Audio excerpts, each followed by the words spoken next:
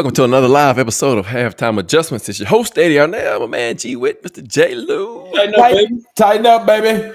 Nope, man. Week 3. You know, I just can't start the show without laughing because it's so fun to me, man. Week 3 for the Tennessee Titans coming in 0-2. First of 2 AFC South clashes against the Colts at home. Coming off a disappointing defeat to the Rams, which we saw some improvement, right? Some competitiveness. Yeah. We've been wanting to see, for at least 3 quarters last week, and then the wheels fell off. All kind of ways we can take that. I'm gonna give y'all some numbers, man. Before so Titans 20, Colts 41, 40 piece. 40 piece up today on the two-tone blue at home. I'm gonna give y'all some numbers before we get delve into it. 15. That's sacks in 3 games. 31 penalties in 3 games. Now, you right. I was gonna say you got to also count the ones that the coach declined today. So, yeah, I was gonna bring it up too. Will Michael Pittman's quote that the Titans didn't like they was ready to play today. We'll get into that too. 9 straight L's going back to last season. 4 straight L's to the Colts. Last time we beat the Colts, 2022. Beat them twice. Yes. Oh, boy. Woo. It's a lot to talk about in this game. And I could imagine what it was like at the stadium today to get to go. But, G. Witt, man, start us off tonight. A couple of takeaways from today's masterpiece. Okay. So, just to keep it positive and everything, again, I thought the rookie shined today as far as I'm concerned, especially on the offensive side of the ball. Yes. Gunnar, Alec Aliamanor, without a doubt. I thought Cam played well considering everything that was going on around him, even with the pick 6. I knew when he threw that, he didn't even see the guy. So I was like, okay, you finally threw your interception. Okay, I get that. But I would say, truthfully, we found a new number 1 in Alec Aliamanor. I thought he played fantastic. Really, and again, DK, as far as special teams was concerned, I thought he did a great job as usual. A couple of times, even on kickoffs, he slipped one time and still managed to get like 22, 23 yards out of it. So I was like, I'm like, okay. So again, special teams, I thought the desperation of Callahan really showed. He dug into the well way too many times with the field goal kicker. But we only had 1 punt today, and it was a good one. Punt coverage was good. So I'll say that. And really, that was my main takeaways from the game. All right. J. Lou, what you got, man? So I don't think I'll be as positive. Jihad Ward, Arden Key, who else am I missing? Draymond Jones. Those 3 guys are stealing money from the Titans organization because they're nowhere to be found. Like, I'll be honest, I sat there and y'all know I love me some Big Jeff. Me some Big Jeff. I was advocating for Jeff to ask for a trade, and I wouldn't be upset if he asked for one soon. He probably did. You're wasting. Like, there were several times when you saw it today. He was the only one. That quote that we'll get into a little bit later, I don't think that applies to him, but I think some of his defensive mates, it definitely applies to. So, if all of us Titan fans that have been just harping on maybe Denard Wilson, you want to see him if interim, he needs to go too. Because we brought this up. His scheme, for the life of me, I'm like, you play video games, you play Madden, you hate playing against those players that spam the same play over and over and over again. The Colts coach spammed naked bootlegs over and over and over. It's like 9 times. And we never adjusted to it, and that's on the coach. And if you want to look, and all Amy had to do was look from her Skybacks today and look at the special teams unit. Now, the whole team falls up under the Tennessee Titans, But the special teams, you can tell they have an actual NFL head coach because there's no real issues. Case in point, you saw I got James Williams be a healthy scratch today. Why was he a healthy scratch? Because he kept causing penalties the past 2 weeks on special teams. Right. Special teams coach says, hey, you sitting your butt down today. You have Callahan. I joked about it a couple of weeks ago when I said he had his Will Levis game. He continues to have his Will Levis moments. I don't know how you have a situation when you go Colts timeout, 4th and 1, Titans timeout, delay of game, missed field goal at the end of the half. If you go back and look at that, you took the ball with 3 minutes left after your defense had held after you missed a long field goal. Thank you. That in itself, you got the momentum back. And then just like he's done for the second game this year before halftime, he took the momentum away from his team. Yes. That's coaching malpractice 101. So it's getting hard to say. I'll be honest. Y'all know I like the offseason. I like the offseason stuff. They're number 2 in draft order right now. When you look at tiebreakers, right? Just number 1. I've already started looking at some of that because that trade, the number 1 draft pick trade, could be a king's ransom because you don't need a quarterback. But it's almost time to start thinking about that in September. And it's sad that you haven't even made it through a full quarter yet. But I feel like this team is worse now than it was week 1. Yep. It is. It is worse. And so, they gave up 4 sacks today. And I'm not even going to blame it on Cam. I know he held the ball long. But look at the route concepts. I talked about this last week. I don't want to even I talked about this last week on the show. The route concepts are not – I'm trying to figure out what happened to the stuff they were running in the preseason. Even last year they got people open, right? Mm-hmm. And so it's like, where is that stuff at? It's like he's coaching not to make a mistake is what he's doing. In some cases, right? In some cases. Yes. And so that's causing your quarterback to hold the ball a little bit longer than he should have to. Because the route concept, I can't remember which drive it was, but it was one, it was it might have been a 3rd and long or whatever it was. But everybody ran like a little hitch route. Yep. On the same and they was all covered. Yes. Right. So I'm like, what do you expect? Right. And you've got to really see that to understand. And I know some fans don't understand. They just say he's taking a sack. No, he's holding the ball because nobody was open. And like you said, J. Luke, coaching malpractice. Your defense holds, you kick a long field goal and set them up to go about 10, 15 yards, get in field goal range. That just don't make no sense at all. And then you come back after you call timeout, you get a delay of game. But then, like you said, I was sitting there watching. I said, how many times are they going to keep running this bootleg? Man. And Pittman is open. Wide open. And Warren was open. They made Daniel Jones look like he was the MVP of the league. I kid you not. Yes. He is not that good of a quarterback, in my opinion. So, and somebody already said to Jay Luke, because you left one off your taking money list. Calvin Ridley, yes. Is definitely robbing the bank. Yes, he is. His team. It's got bad to the point that when they were moving the ball, they quit throwing to him. Yes. And it's like, this team is this, it's coaching because every time they take a step forward, it's 2 steps back. Yep. Now, again, I'm not going to blame the officiating on nothing, but I saw them have Jeff's helmet twisted to the left one time with his hand. Right in front of the umpire. Mm-hmm. Then he called it. So, it is what it is. Once it rains, it pours. And this team is it's just bad. It's just bad. It's worse. It's worse than it was last year, in my opinion. And I don't even know if they'll win a game. Not to mention, if they get to next week and lose to Houston, that might be it for Kelly. so Jay Lou, man, let's flop over to the offense, man. We hit the Cam pick 6. He said he told Pollard the wrong route. Okay, I can live with that because we know he's gonna do some stuff like that. All right, fine and dandy. But the response by Callahan.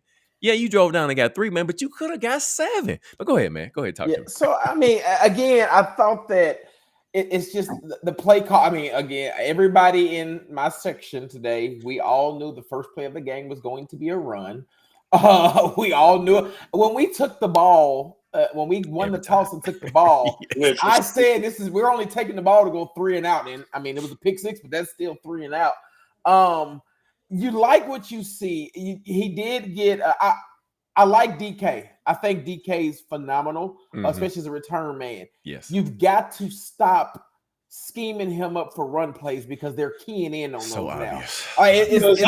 It's very obvious that they know what you're going to do when he's in the game. So you have to change that up. I'm glad to see Gunner get involved. I just don't think it was as enough. Right. And the one thing, like, I think that Callahan on his play sheet, and you saw from the play call today, he has one side of the sheet that is good plays. And those good plays are bootlegs, play action, move in the pocket, the zone run with shotgun. But you run it one or two times, and then once it's working, you go away from it. Like, I don't know why. The thing that really struck my nerve from this offensive standpoint today when it comes to coaching, you're down. I never saw a sense of urgency, and you were down by 3 scores. The drive, I think, might have been the last drive you scored in the fourth quarter. You took 8 minutes off the clock on that drive, down by 14, and never rushed to get to the line. So, again, that's coaching. If you look at it, it's still taking them entirely too long to get the plays and get into the huddle. Yes. And Tony Pollard, I feel like you're going to run him into the ground already. Yes. Now Chestnut had 2 good plays. Now, he faked out everybody in the stadium because I thought he did what G. Witt says he does best, run slow to the hole on that 4th down. Yep. But then he just bounced out and, got down and got robbed of a score.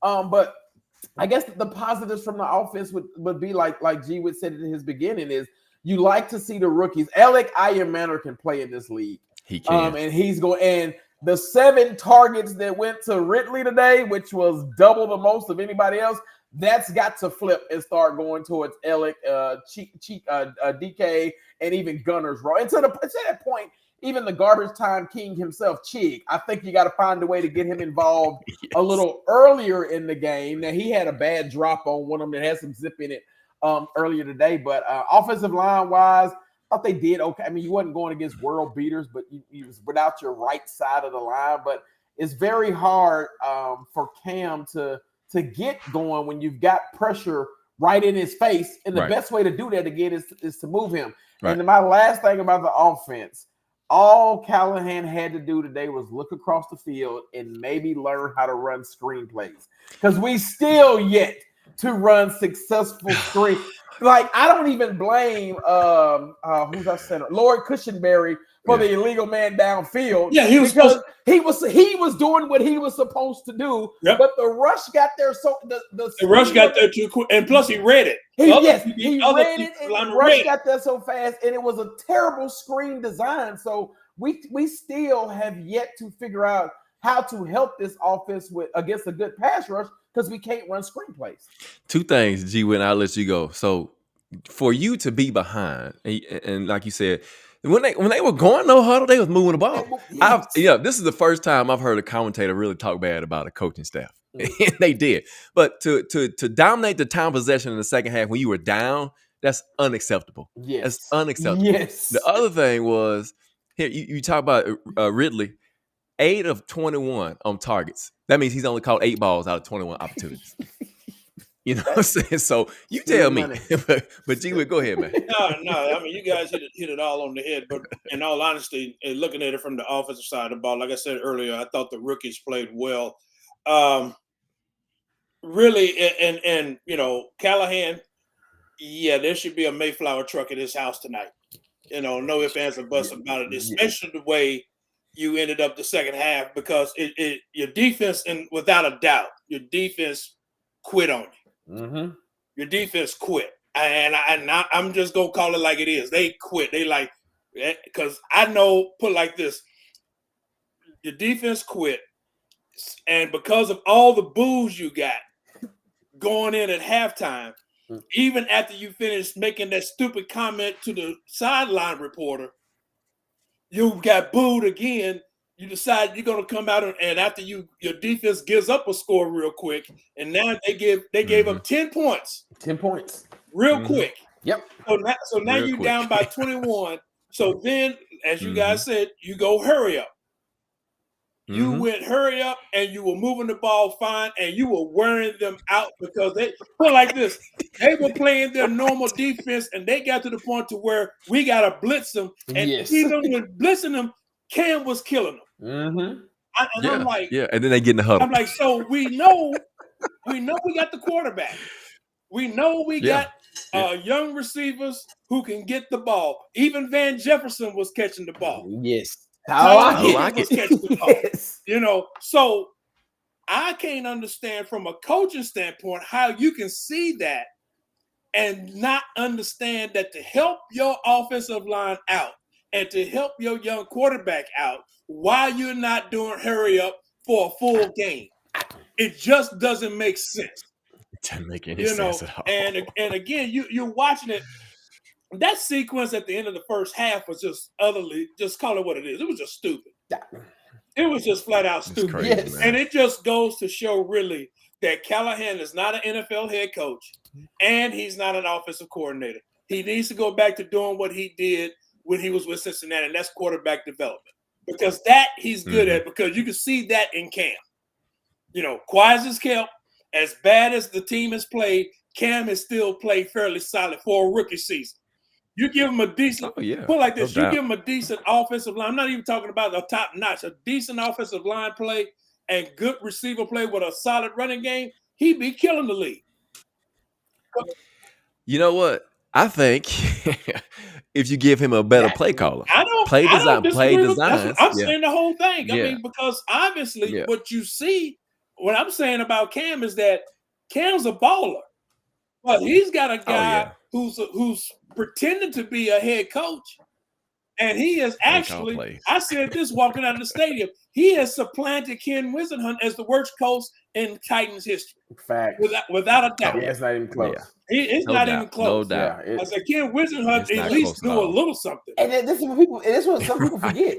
Wiz's roster was worse than this one. This ain't that better roster. It was. Wiz roster was worse. And I'm looking at this and I'm saying, okay, this guy, he's got to go. There was a couple sitting next to me at the game.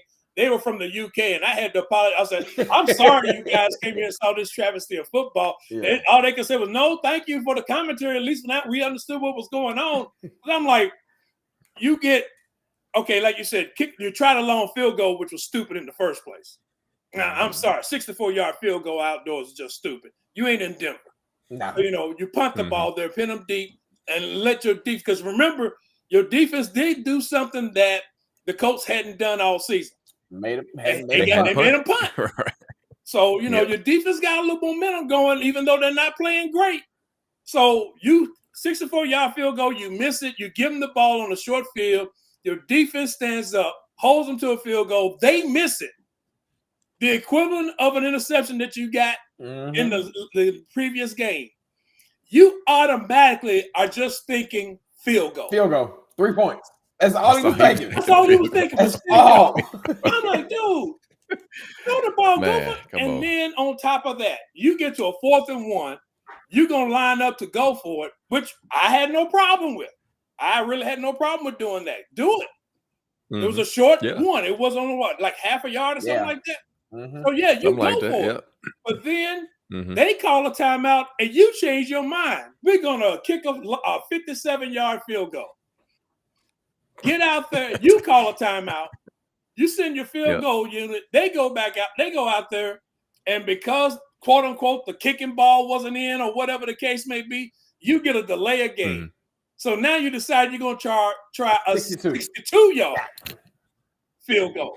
That was even worse. Like that was even worse than the 64-yard. That's 2 games. Like, that's 2 games. The Denver game and this one that you gifted the team points before halftime. Points before halftime. That's right. I'm like, really? You get it. And so that's when I saw after that play, I saw because I would say this. We ain't got to defense yet. I gotta so hold on. If I don't, I might forget it. Jay Lou, you talk about Jeff Simmons. This is how I know something was wrong. The Colts have a 4th and 1. And you line up, and instead of Big Jeff lining up over center, you move him over to where and leave the I guess it was Sebastian Joseph there. I couldn't tell you who was in there by himself. Might have been shot total. I'm like, That's an easy quarterback sneak. So, well, Daniel Jones being 6'5", 250 don't it don't help. But real, and this is where you miss Sweat too. You don't have the girth in there. Game. They know if a button about that. But offensively, like I said earlier, Alec Alyamanor, definitely your number one receiver. DK, he played better at receiver as long as if they can cut out this run play, they keep running all the time. And Gunnar Helm played well. Chig did what Chig does. He makes some plays and then he makes some bonehead plays where you just can't understand what's going on. He did a good job chipping today, without a doubt. He did a real good job chipping. That's really helped out that right tackle because he was getting smoked. So he did a good job chipping. But other than that, really, Calvin Ridley he's stealing money left and right because there were just too many balls to hit him dead in the hand. And I would go like this. The play where Ward throws the ball to him, the ball got tipped. That was an easy catch. That made the catch easy. But he's like there with his arms like he's a T-Rex like trying to catch the ball. I'm like, dude, you short-armed it? Yeah. I'm like, come on, man. So now, and after he missed that free play for the touchdown where it hit him right in the cradle, he goes on the sideline, takes off his helmet, lets it fall on the ground. I said, well, good, you shouldn't pick it back up because you don't need to go back out there. And he went back out there, but he never got another pass to him. One reception on 7 targets. One reception. And 8 for 21. It was like targets. 3 of them. Mm-hmm. Hit him square in the numbers and on the hands, and he dropped them all. So my whole thing is, really him and Callahan, they both need Mayflower trucks at their places. Yeah. So one other play that they need to get rid of is that quick receiver screen. God. That's what's going to be the pick six. We've ran that right. We've ran that play the last 2 weeks before today, and it's never worked. It's never. Almost threw a pick in Denver on that same play. Almost threw a pick last week. Like this today too. But yeah, so that play needs to go. And like Pittman said, I think he's lost the locker room. If you've seen some of the statements that already came out, the players didn't even come out for media. They didn't even report. They didn't even go and talk to the media today. So they left, and I mean, this is ugly. This is ugly. Quick, here we are in week 3, and we're already talking about losing the locker room and the misapplication of a lot of stuff by this head coach. Defensive wise, tackles. I had hope in Denard. I really did, but this is 2 straight weeks that we have played soft coverage. Now you don't have anybody besides Jeff up front. Yes. You know that. But you're not manufactured. And you keep running the same Amani Hooker blitz. Yes. It's really simple. Right? It's teams to go, everybody's not like us. Like they started figuring, he's lined up on this side of the formation. He's this deep off the line. He's coming. Right? So eventually, man, you've got to change some of them, start throwing some curveballs. You keep throwing all these fastballs, and they look like fastballs every time. No pass rush, no zone. And Denard, I'm just not questioning his ability to be a DC, man. But defense, J. Lou, what you got to say about that? It's very telling hearing Michael Pittman's comments after the game, and then you go back and look at it, and that the defensive side of the ball, they just, again, outside of Jeff, outside of Barton, because I think Cody comes to play. He does. I will say he comes to play, and my guy James Lynch, I think he comes to play. He plays within his skill set. But the rest, I mean, when you cannot generate pressure. So what did I say last week? I said last week that our record was 19 sacks for that 2020. We had 0 today, so we're still at 2 through 3 games, 2 sacks, and that's. I don't understand how as an NFL head coach you can't blame Snead, you can't blame the DBs as much. Nobody can cover that long. And there was That's right. times that Daniel Jones stood back there. all He day. went through all 4 reads and came back. Twice. Yeah, I mean, it makes no sense that the scheme. It's the adjustments for me. It's like we. He said last week, no adjustments, though. And That's so what he said. it's like we go into the game on offense and on the defensive side. I'm gonna say both sides. We go in and say, this is the game plan today. Whether it's working or not, we're going to continue to go with that. And the reason I say that is keep doing never adjusted. Like the whole stadium saw the naked bootleg.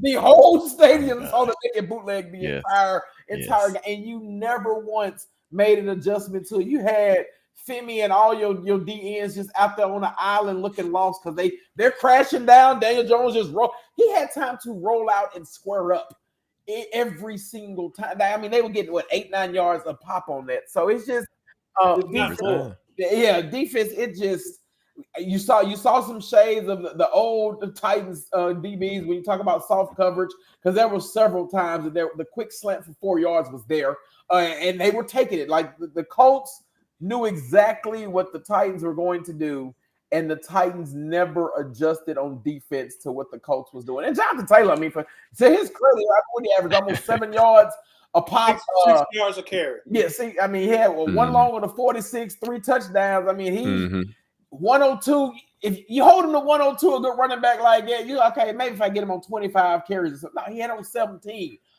So it's just there were several times I'm watching him, and to go back to talking about tackling and not wanting to play, there's several times that he should have been hit for 1 yard and it's 4 yards. Oh my God! I don't know.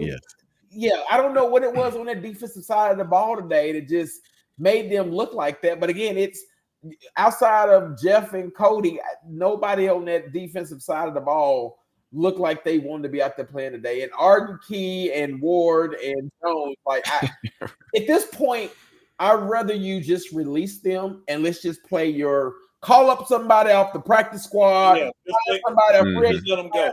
Just let them go, because they're not giving you any kind of. At this point, play Femi more. Let him develop and learn on the fly.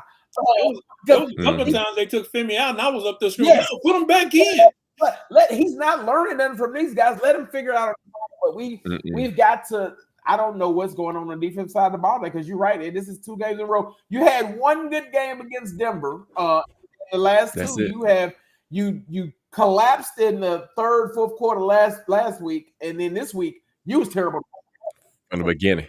Right from the beginning. Here's the thing, and while you were talking, Jay Lou, this is the thought that came into my mind, and it's no different than what I said about Julius Chestnut and Cedric Gray. What we have are coaches that can coach well in preseason. But can't do anything in the regular season. Yep. I'm looking at Denard Wilson. I'm looking at his scheme today, and I'm like, I don't even know how you think you're going to beat this team with the way you got this defensive scheme going. I mean, and it's been happening. It happened against the Rams. They overload one side, and you are just leaving your worst pass coverage people in limbo because they got to cover people. I'm like, dude, they can't cover these guys. Nope. And I don't know how many times like you said, they roll out every time you see in the flat. There was always either a tight end or the running back wide open every time. It was, and it was if Daniel Jones chose to use it, even if they passed the ball. They had 4 yards before anybody could get close to him to tackle him. Yes. Nobody was there. And so they might say, "Well, the players, we told them." No, you didn't. You could tell by the way they were playing, you didn't. Because if you did, they were too confused because they were covering somebody else. Your defensive scheme is leaving multiple people open. Yes. There was one time Daniel Jones had a rollout, and he had 3 receivers on one side. All 3 of them were open. Yep. He had his pick. They were. He had his pick. He chose the one in the middle. Right. Because I thought he was going to hit Pittman on the deep one because he was open. Yeah. I don't think we miss Brownlee that much, Eddie Gray. I don't think it really mattered. Depending on how they play. 365 yards of offense for the Colts. 7 yards per play no sacks, no turnovers, 137 rushing, 2 for 8 on third down, and 2 for 4 in the red zone. So yeah, it's the team has laid down. I've never. I will, you hate to see that. These are professional players. This is their livelihood. But man, it's hard to look at when they're not performing, better than this. This team has got some talent on it. It's just not being coached very well right now. And J. Lou, I don't know if you saw it, but after they gave up that long touchdown run to Jonathan Taylor, where they missed 5 tackles, Jeff wasn't in the game on that play. Nope, he wasn't. And he went out for the field goal unit. Came to the sideline. Cam is on the sideline warming up. Cam is having to talk to Jeff to pump him up. Just to show you how bad the defense was today. Your rookie QB is having to pump up your most senior defensive player to get him ready to go back out there and play. Because Big Jeff was like, I don't want to go out there. Ain't nobody else playing. Why am I going to go out there playing? and really, that's what it was. I mean, I can understand them. I'm like, yeah, I'd be pissed off too. I'm out here giving my all, and the rest of this team is not doing. The rest of this defensive unit ain't doing anything. I don't. Like I said, Callahan has lost the team. Offensively, they are pushing because we got rookies, and you got Cam, who's not going to quit. I give Cam his props. He's not going to quit. But Callahan, Denard Wilson, what we found out is it showed last year. We just didn't want to believe it. We gave him a pass because it was their first year. But neither one of them are OCs and DCs. Neither one of them. Thought Khair White played pretty good today, considering this is his first action on the field. Didn't really see too much of the Davis guy at corner. Don't know how much he really played. He played off some. They didn't really attack him as much, but I did notice him not as much press as you would think. Yeah, and so to Texas next week, I really think Callahan's days are numbered after next week if they lose like this. Special teams wise, DK leads the NFL in kick returns, which is nice. We hadn't had that in a while here in for the Titans. I think it's 27 yards for kick returns he's averaging right now. Continue to do that. Sly again, 2 for 4. Kicking 2 60-plus yard field goals in one game is ludicrous. And then, like you said, Hecker with 1 punt of 52 yards. Again, the coverage is great. The kickoff coverage is great. The kick return is great. Nothing wrong with special teams. Is that it's funny that as we talk about this team that the best phase of the team is special teams at this point. It's because it's got the best coach. Right. It's got the best coach. And so looking at the AFC South, Colts are 3-0, Jags are 2-1. Jags beat the Texans today, 17-10. And then you got the Texans and the Titans sitting at 0-3. So you got two teams at 0-3 next week on the road in Houston. And this will be the get right game for Houston. It always is. It always is. So J. Lou, give me some keys to this one, man. Can the Titans get their first win? Can they? Yes, because it's the NFL. Anything can happen. I'm always gonna say that. I mean, I saw Carolina blank an Atlanta Falcons team today, 30-0. But with this coach, no. I just don't see it because for one, and you took the word. I mean, me and Kenny and everybody else who was sitting us, we said that once we saw the Texans lose, we was like, oh, well, they look at their chops for week 4 because they know this is their get right game. But I mean, it sounds so elementary to keep saying just go in there and do the basics, but the basics aren't even working for us. Now you hope that you can get J.C. Latham back. Maybe they didn't IR him. So, that could be a positive sign. A good sign. Give him 2 weeks off and see if he can just something that he's going to have to manage for the rest of the year. So if you can get him back to at least sure up that side a little bit, Ziegler as well, because you want to get the right side, especially going against a much better D-line than you played today. They can get after the ball down there in Texas.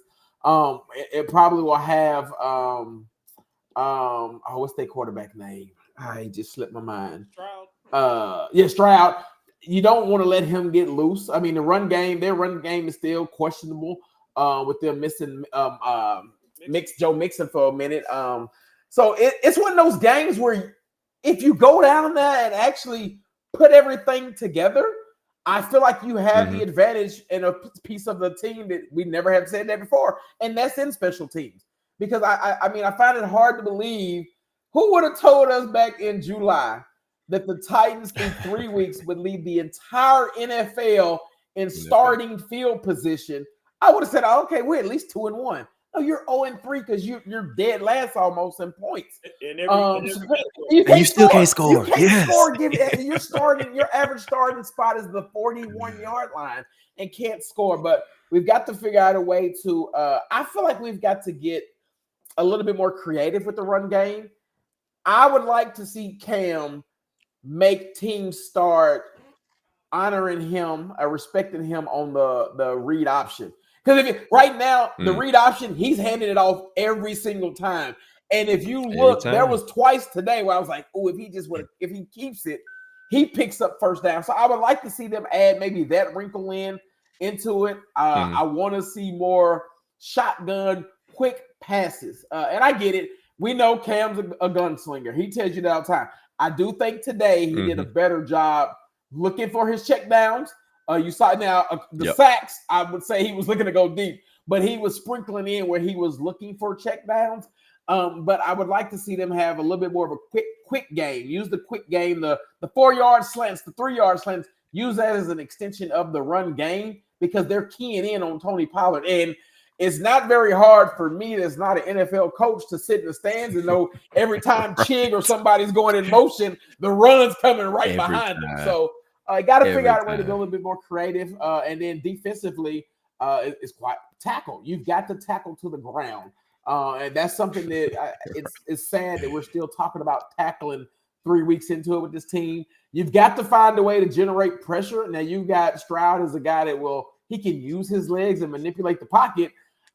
I feel like he's going to do that anyway because we're just not getting any pressure on the edges. And Jeff can only do so much on them.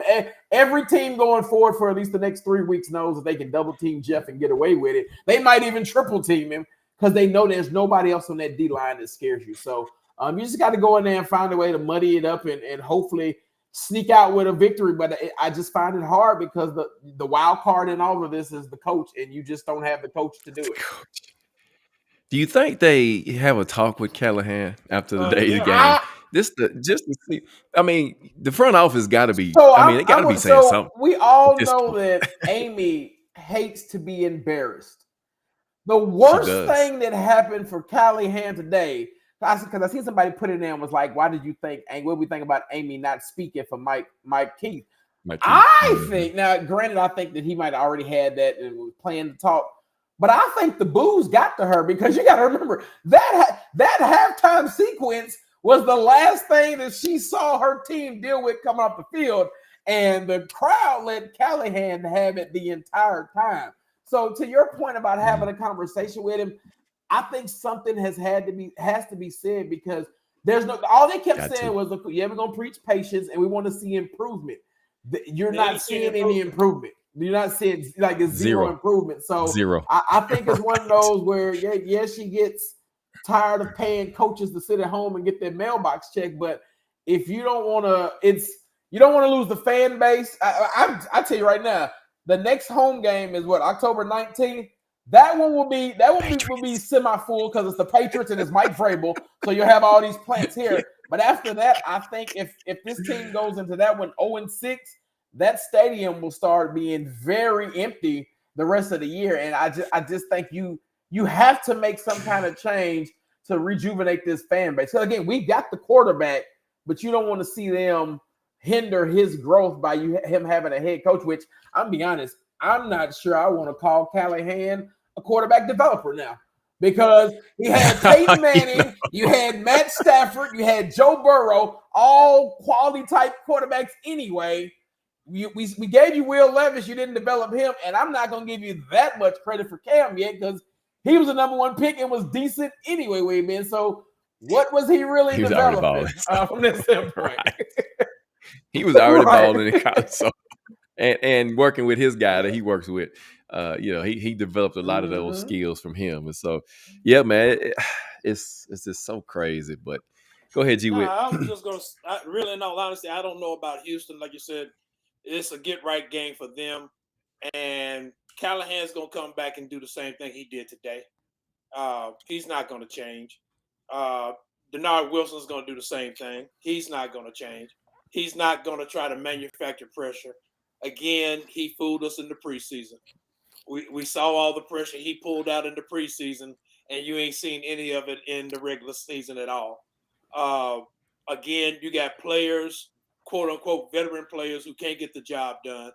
They can't, and the bad thing about it, Jeff is getting blocked, double teamed every time, and none of the other defensive linemen can win. At all. No. At all. Yeah. So, all the things you guys have said is true. Like I said, the only thing we got going for us is we have the scariest special teams right now. I mean, DK scared the mess out of the Colts today. He did. So they kept kicking him into a corner, trying to make sure he didn't have anywhere to run. And he really scared him with that last one because he came up like he was going to go the same way, and then he just went straight to the outside. Yeah. And if that outside man could have just held this block, he would have been gone. Yeah. So DK is scaring the league. I'll tell you that right now. So, but at the same time, and they're getting close on blocking field goals. That's the thing that's driving me. I'm like, dang, these jokers, what's going 3 on? block field goals a day. Getting through. But in all honesty, really, next week, I'm not sure what's going on with the Texans. I haven't watched them play, but something's obviously happening with them because they can't score points. Offensive line. And the other thing is, the defense is holding up. Come on. They're keeping people, 10 points, 13 points, and all that. But it's just not going to be pretty. I don't see the Titans. I don't know if we score 3 points in that game, to be totally honest with you. Yeah, I'll just be real with you. I just don't. Well, I take that a lot back. We probably will score 3 points. Yeah, I was going to say, you got Callahan to try 57. Yeah, Callahan. Oh, yeah. You mark it down. Mark it down. There's your parlay right there, Jimmy. If you bet over 1.5 field goals every game, you've hit. You're gonna win. But that's the thing about it, man. This coaching staff, with the exception of the special teams coach, is just horrendous. It's as bad. Like I said, Callahan has replaced Kid Whisenhunt as the worst coach in Titans history, and Whisenhunt, even in his second year, he made it 7 games. I don't know if Callahan makes 7. Yeah. If he loses to Houston next Sunday, I doubt it. Put like this: if the Mayflower truck ain't there tomorrow or tonight, and he coaches next Sunday, if they play like they did today and lose, it will be there on the following Monday. Yep. September will be his last month as a head coach, and there won't be anybody else that's going to hire him as a head coach because they can see right now he has no feel for the game and he does not know how to call plays.